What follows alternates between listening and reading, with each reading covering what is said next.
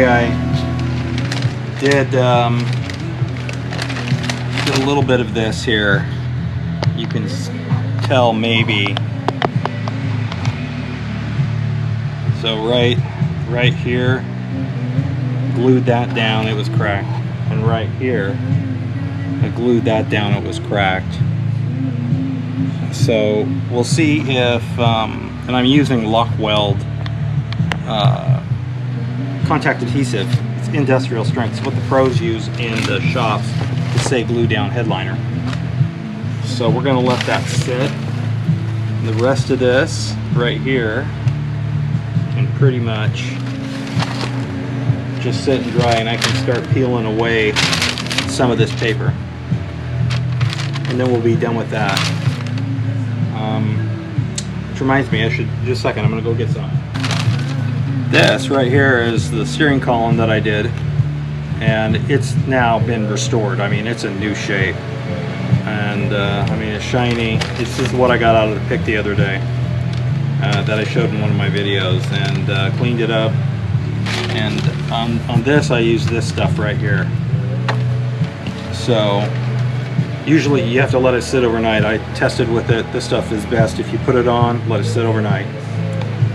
All right, so next up is going to be the silver, and then we're going to satin gloss the entire dash, and then this dash will be done except for repairing one of the vents here. I'm going to have to, I don't think I can repair this one, but I'm going to keep all the pieces, of course, because you never know. Got one good one. These need to be re-put back in when we get ready to put it back in the dash. This thing will be sitting for a long time because I've got other things that I've got to get out of the truck and start to prep and restore. The plastic is very temperamental stuff, and you got to go slow. So there you go. Okay, I thought I'd show the final product of the, it might be best if you look at it upside down. Final product of the restore of the original dash. Silver lines were all painted in. You know, I got to keep some things a secret, especially if I open my own garage. But the silver is done. Everything was sprayed. All of this was sprayed black satin. The silver was applied in a particular way, and then, you know, it's not the best. I mean, if you get up close, you can still see my repair here, but if you get far away, you're not going to see it. You're not going to see it as much. So there we go. That's it. Okay, there's a couple of things I want to show you here. We're moving on to the middle of the dash. This is the original. This is not the original. This is the dash that was in it. And you can see it's black. Probably painted black. And if you look deep down in here, you'll see what this is. This is actually that. And they painted it all black. I'll probably try and remove some of this paint and see if I can recover some of it. I can't use it anyway because they modified the dash for a modern radio. So it's supposed to look like that. That's how it originally came from the factory.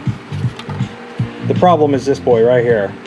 On the original dash, which is probably why they changed this out, because this tab is missing.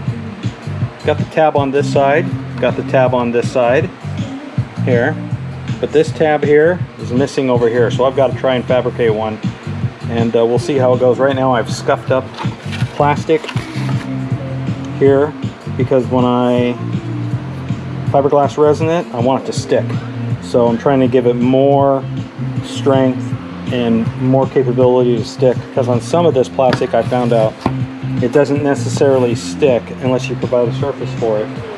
This is from the glove box.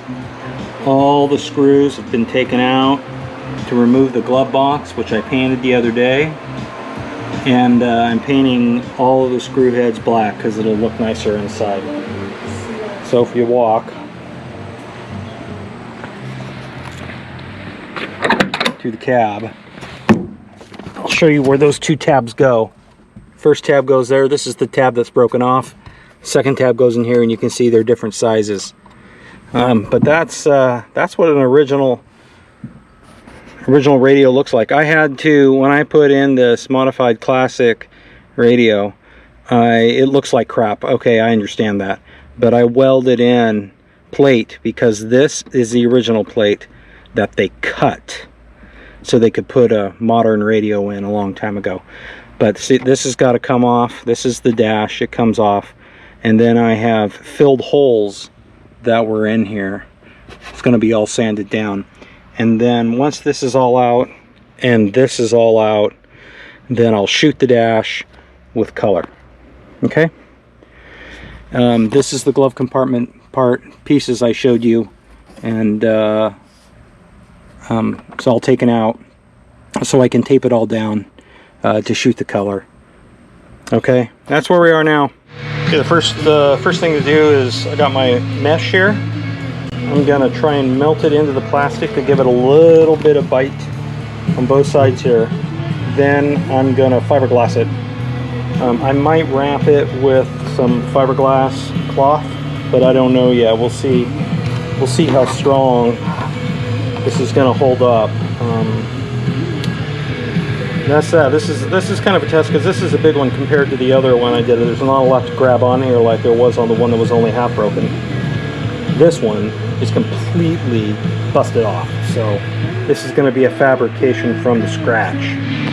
Okay, it doesn't look pretty right now, but the tab has been resined in, a little bit of fiberglass sticking out around. It looks ugly before you get it done. You can see fiberglass all over the place here. Stuff is nasty to work with.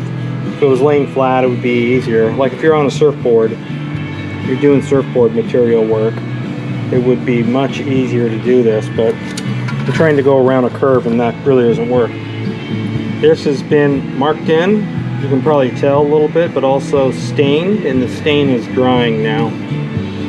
So the next thing to do will be to file this down, and then things like this are going to have to be shot. So this whole thing's going to have to be cleaned up and black satin shot over it. Assuming this little guy holds here, then we'll start drawing in the silver. I did a little bit of that here with the pen. I've changed my method now, so I may just shoot this part here black and then silver it in. I'm not sure yet. Anyway, there you go.